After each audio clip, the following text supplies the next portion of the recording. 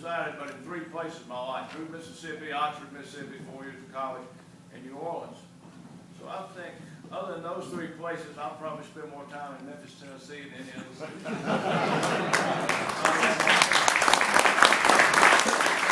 I have more friends here, so it's great to be here. Really, really special to be here when we pay tribute to my good friend George Lapides and his lovely wife Barbara, their family. George and I have been friends for 45 years. He mentioned a wedding. George, we became friends. He's covering I'm playing at Ole Miss. He was the press secretary, Mr. George Buckley, wonderful man. But Olivia and I started dating, and now it's our senior year. And I proposed to Olivia, we're going to get married. And my wife was kind of congested, and back in those days, the NFL draft was in January, and so I was going to start pro football that summer. And we had a semester, so we decided to get married in January between semester break. We got married in Philadelphia, Mississippi, where Olivia's from. So I've been to the kind of congested. I played in the Gator Bowl, we went to the Hula Bowl, came back, took exams. And Olivia says we're the only people who ever got married on Thursday night. We got married on a Thursday night in Philadelphia, Mississippi. The Philadelphia Country Club was about half the size of this room right here, so our wedding reception was in the National Guard Armory. But the point I'm trying to make, you don't really care about all that. But George covered our wedding. He had a press seminar, not George, everybody. And all I can say, January 21, 1971 had to be a slow news day.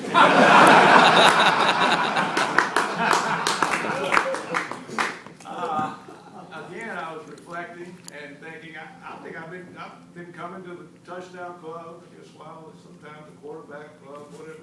I've been coming up here 40 years. Yeah. I usually tell a few stories, and I'm not going to be long tonight, so I'm just going to share a couple stories. And I told him, I said, I'm not part of the roast. I'm not roasting. Matter of fact, our roasters did a great job. I'm not part of the roast, but I'm, again, sitting here. And just a story kind of hit me. We'll flash back a few years. Eli was getting ready. It was in the summer before his senior year in high school, Isidore Newman High School in New Orleans. He'd get recruited by a lot of places. Tommy Tuberville's the coach at the time at Ole Miss, and he wanted Eli to come to Oxford for a senior day. They had a lot of their prospects coming in just for a couple of days. Eli said, yeah, I want to go. I said, okay, you head on down to New Orleans, take care of that. Tommy called me back and said, all the media knows that Eli's coming to Ole Miss senior day, so I'm just going to keep the media out. He said, I'm just not going to let him do any interviews, keep the media. I said, sounds fine with me. So when Eli goes, and he's going to get through, I knew he was going to get through around noontime on a Friday, so I gave him a little time. He was going to be driving back by himself, so I gave him a call. I said, how'd it go? He said, pretty good. Had a good time, threw the ball well. I think it went fine. I said, how about meeting? Did I do any meeting? He said, no, not at the camp. He said, I left campus, though. I was real hungry. I stopped at McDonald's, and this TV station interviewed me in the parking lot at McDonald's. I said, where were they from? He said, I think Memphis. I said, was a little Jewish guy with glasses?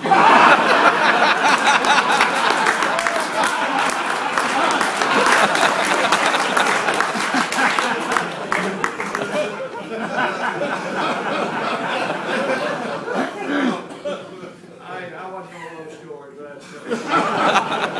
Again, I just reiterate what was said there. Our roasters tonight, all of them did a great job, but I had to reflect back again with that introduction of the rug here. And I so well remember, when I quit football, I worked for Morgan Keegan. I trained for Morgan Keegan, worked for Morgan Keegan for years in the New Orleans office. And the word got out that Morgan Keegan had bought the sports agency, Cal Will and Jimmy Sexton. And that it was circulating that Alan Morgan had kind of put the rug in charge of, on top of that over there. I talked to Jan, we're all kind of curious, what's going on with that. And somebody says, yeah, I heard somebody rug was spotted down the Senior Bowl with a stopwatch. I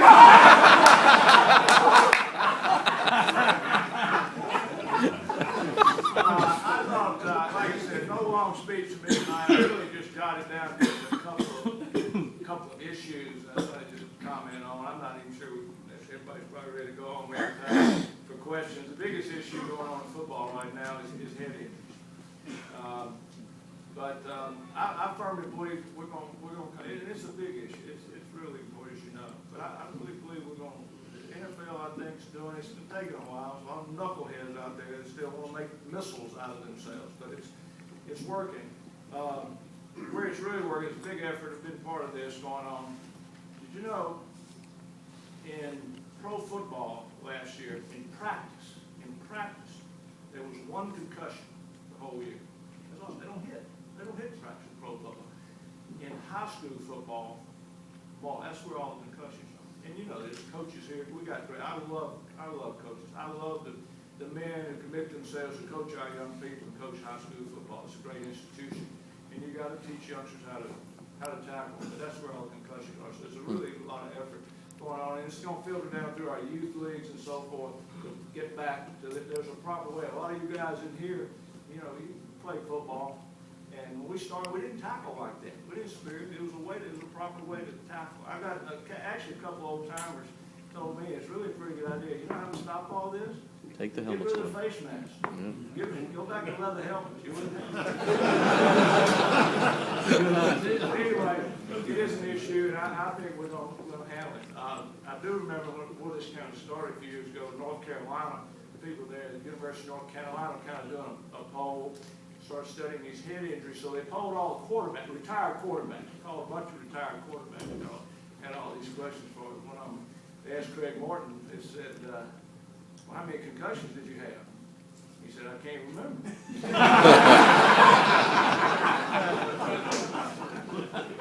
My story with that, playing down in New Orleans, they never really said the word concussion. They never said concussion. You were dinged.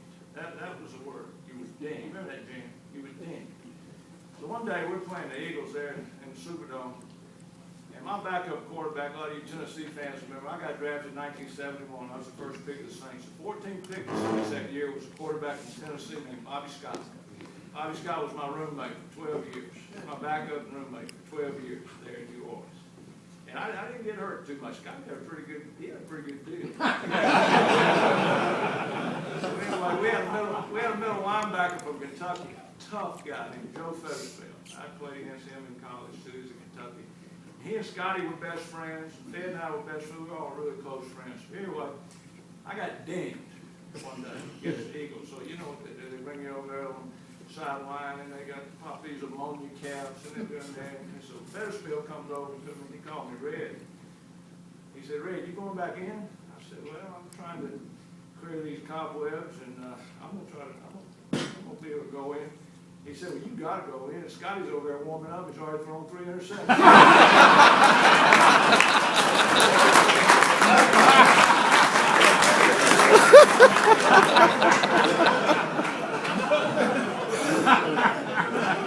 thought I'd just bring up a couple more subjects here. Did a few interviews tonight. There's some news today that, you know, we're going to have a playoff system finally in college. They announced it. Very honored today and flattered to be named to the selection committee of the new college playoff system.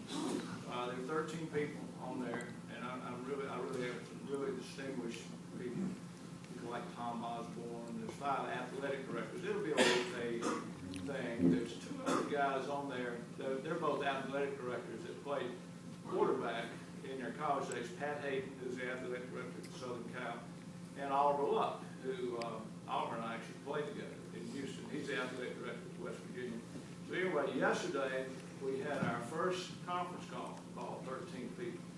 And as you probably know, the only lady on this committee is Condoleezza Rice, former Secretary of State. And really great gal, never forward. She does know her football. Well, y'all probably also read our good buddy old Pat Dye last week when he came out. Pat just said, no, she doesn't belong on there. They don't need a woman on that committee. He said, nobody ought to be on there who hadn't put their hand in the dirt. So yesterday we had this long call, conference call, and all these things we're going to do, and everything we got to do. They said, any questions? A couple guys had questions. Anything else? Anybody got anything else? I just said, Connie, you still on? He said, yeah, I'm here. I said, well, I can only speak on behalf of Pat Hayden and all the luck, but we never put our hand in the dirt either.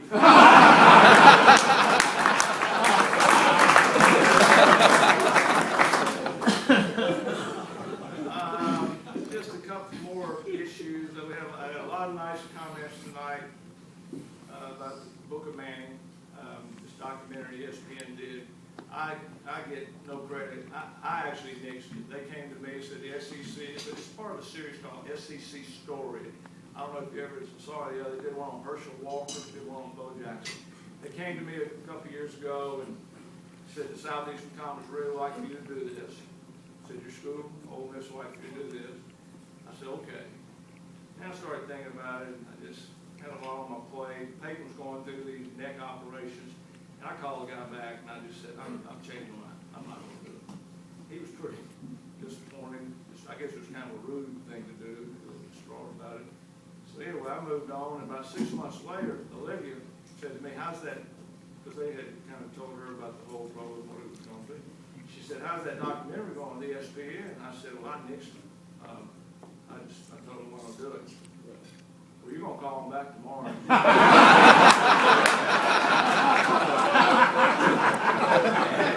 She doesn't do that to me very often. So we did. We didn't do anything but talk to him and then give him a box of video, home video. So we have, Cooper and I, we've read some of the most wonderful letters that in some way or form it touched some people. And we all go through adversity, and we all try to see how we can deal with it. It did touch some people. And I think the thing is, some of the nicest letters I've got is some father-sons kind of connected to this, or some young fathers saying kind of how they want to deal with their children. And so anyway, it's been a fun time. We had a premiere at Ole Miss before it came out. 1,100 people at the Ford Center there. A lot of bunch of old teammates being there. It was really a fun night. I'll share one of the stories with you there. If you saw it, how many people saw it? You saw it anyway. There were four guys, I call them knuckleheads, four knuckleheads teammates of mine were in it at the end. And so all four of them, that night I wanted to recognize, I told a little quick something, but I didn't be too long.